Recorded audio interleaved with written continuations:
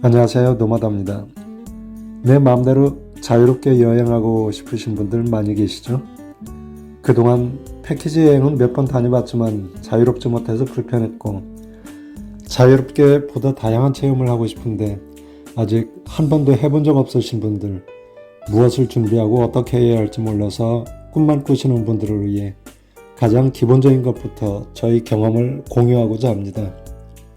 그래서 직접 기획하고 준비해서 떠나는 여행을 통해 세상에 대한 호기심도 충족하고 자기 주도적인 여행을 통해 보람을 느껴보시는데 도움이 되었으면 합니다.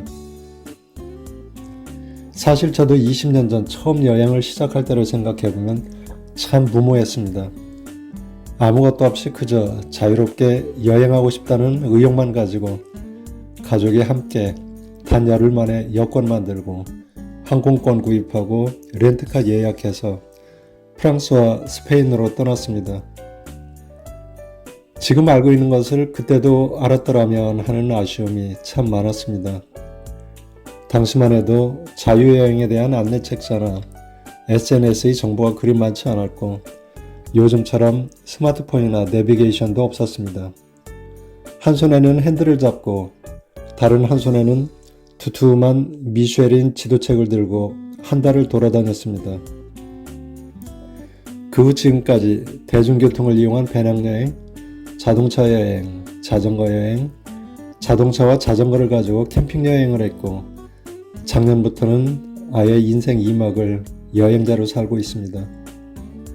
오늘은 먼저 우리가 흔히 구분하는 여행의 두 가지 방식인 자유여행과 패키지 여행의 특성을 살펴보고 나는 과연 자유여행 스타일인지 아니면 패키지 여행 스타일인지 내게 맞는 여행 스타일은 어떤 것인지 생각해보는 시간을 갖겠습니다. 먼저 자유여행의 특성과 장점을 알아보겠습니다. 첫째, 자유여행은 개별화와 자율성이 매우 높습니다. 여행 일정과 계획을 완전히 여행자 자신이 만들 수 있는 형태입니다. 여행자는 원하는 곳을 원하는 시간에 원하는 방식으로 볼 수 있습니다. 예를 들어 힐링을 원한다면 한 곳에서 오래 머물 수 있고 원하는 다양한 액티비티를 넣을 수 있습니다.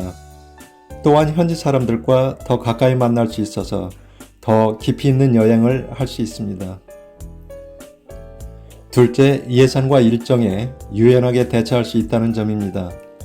자유여행은 항공권이나 숙소 등을 직접 예약하고 관리하기 때문에 가격 변동에 따라 최적의 선택을 할 수 있습니다.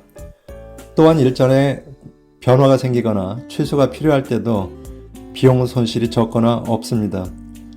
예를 들어 비가 오면 실내 관광지로 바꿀 수 있고 호스트와 협의해서 숙소 체크아웃 시간을 조정할 수 있습니다. 그렇다고 해서 자유여행이 패키지 여행에 비해서 꼭 경제적인 것만은 아닙니다.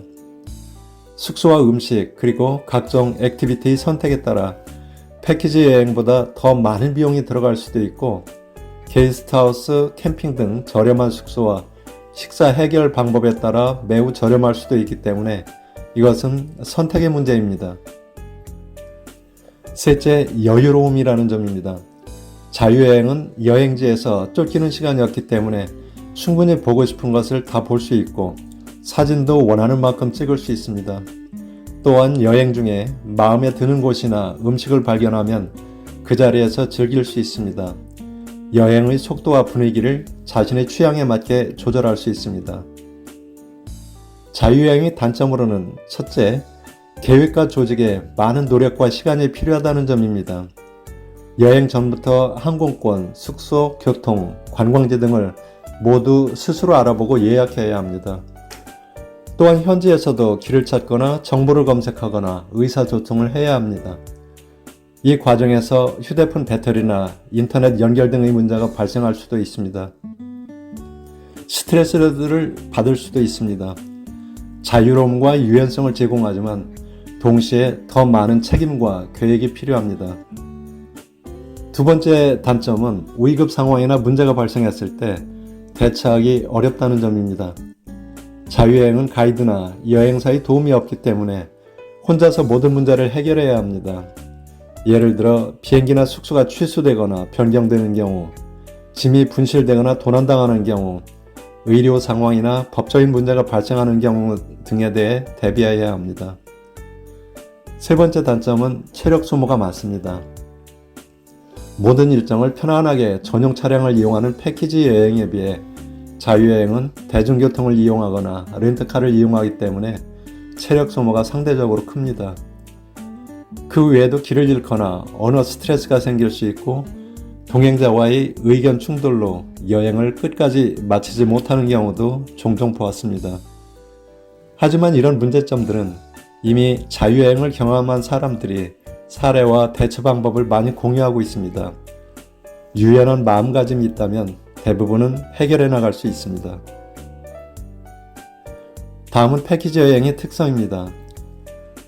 패키지 여행의 첫 번째 장점은 안전과 편의성이라는 점입니다.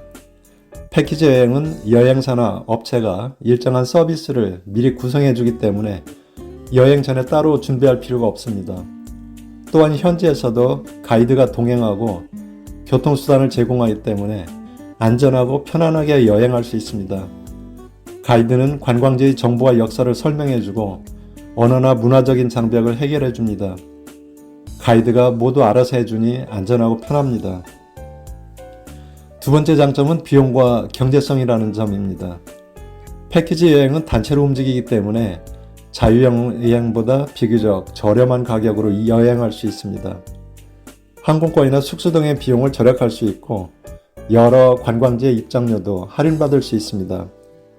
또한 패키지 여행에는 여행자 보험도 포함되어 있어서 안심할 수 있습니다. 세 번째 장점은 다양한 관광지를 집약해서 볼 수 있다는 점입니다. 패키지 여행은 한정된 시간 안에 알짜배기 관광지만을 골라 둘러볼 수 있습니다.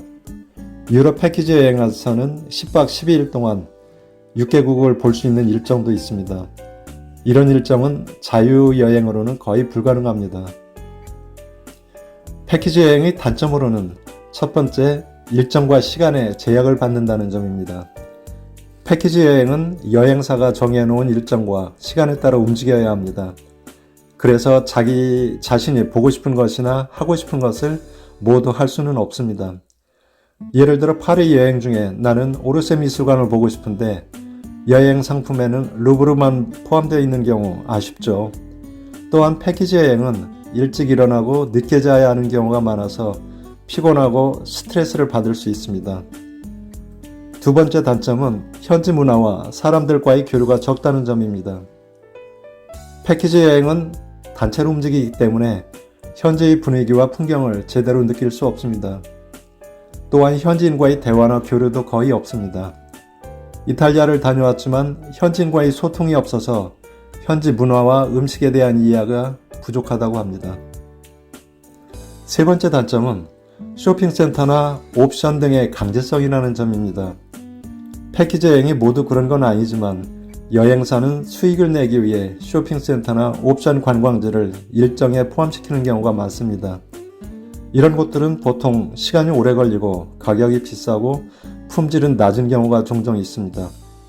또한 거절하거나 빠져나오기 어렵습니다. 그래서 때로는 옵션을 선택해야 하는 경우도 발생합니다. 이 외에도 가이드의 개인차가 있어 문제가 발생하거나 현지 해설에 충실치 못한 경우가 있을 수 있습니다. 지금까지 자유여행과 패키지 여행의 특성과 장단점을 살펴봤는데요. 여행에는 이 두 가지 방식만 있는 건 아니죠. 자유여행과 패키지의 장점을 취한 절충형 여행 형태도 있습니다. 항공권 구입과 숙소, 주요 프로그램을 여행사가 대행하고 나머지 일정은 여행자가 스스로 자유여행처럼 계획하고 진행합니다. 처음 자유여행을 시도해 보려는 분들이 생각해 볼 만한 방법입니다. 또 다른 형태는 해외에서 돈도 벌고 문화도 체험하고 여행도 하는 일명 워킹 할러데이라는 게 있습니다. 하지만 워킹 할러데이는 분명한 목적과 현장 실태를 미리 파악하고 떠나는 게 좋습니다. 워킹 조건이 기대하는 것보다 열악한 경우가 많아서 원하는 만큼 돈도 못 벌고 언어나 문화 이해도 어려울 수 있습니다.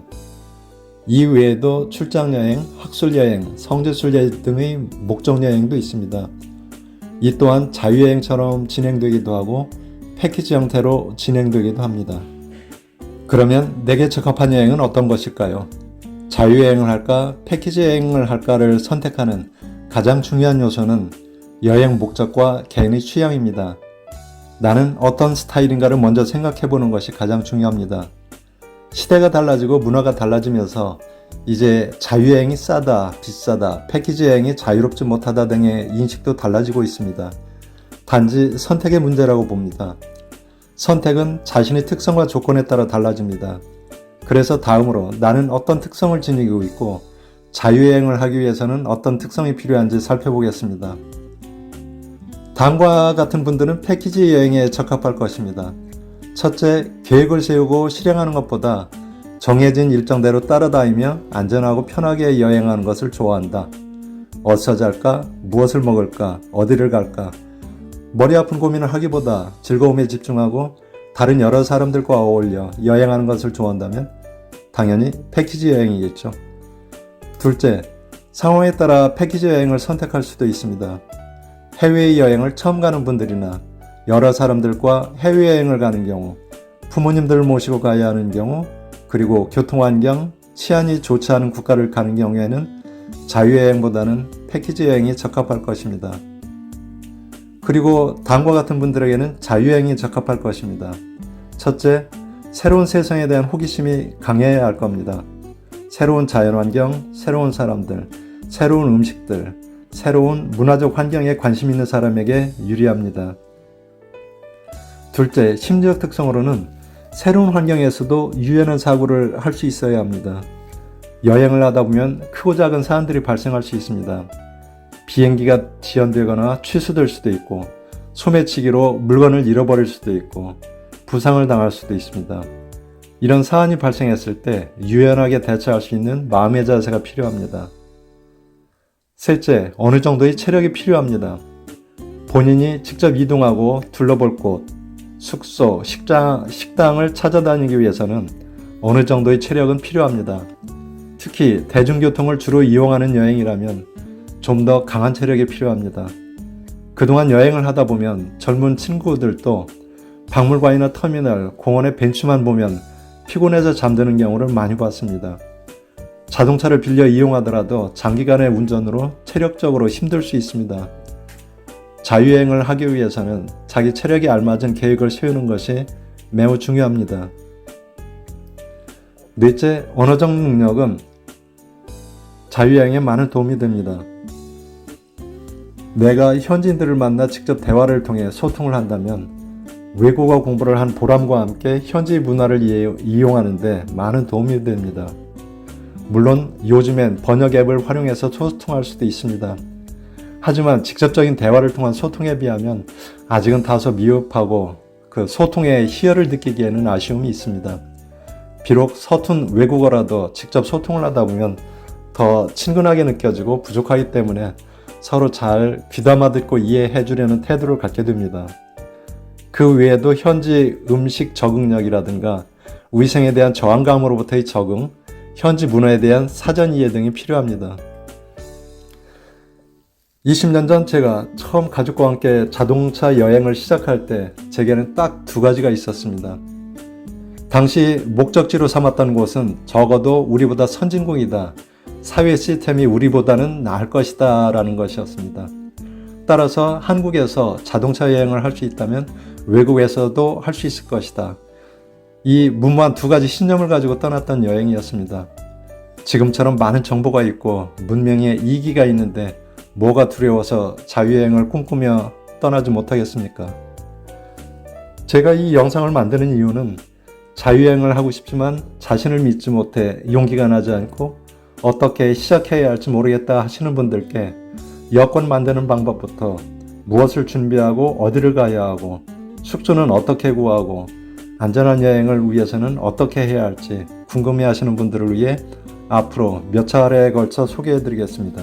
따라서 이 영상은 앞으로 적극적으로 자유여행을 시도하려는 분들께 도움이 되고자 제작하고 있습니다. 자유여행만이 진정한 여행이라고 말하는 것이 아닙니다.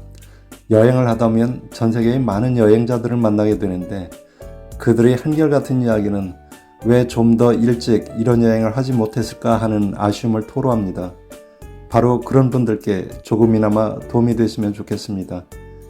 가장 중요한 것은 세상에 대한 호기심과 자신감을 가지고 도전해 보려는 마음입니다.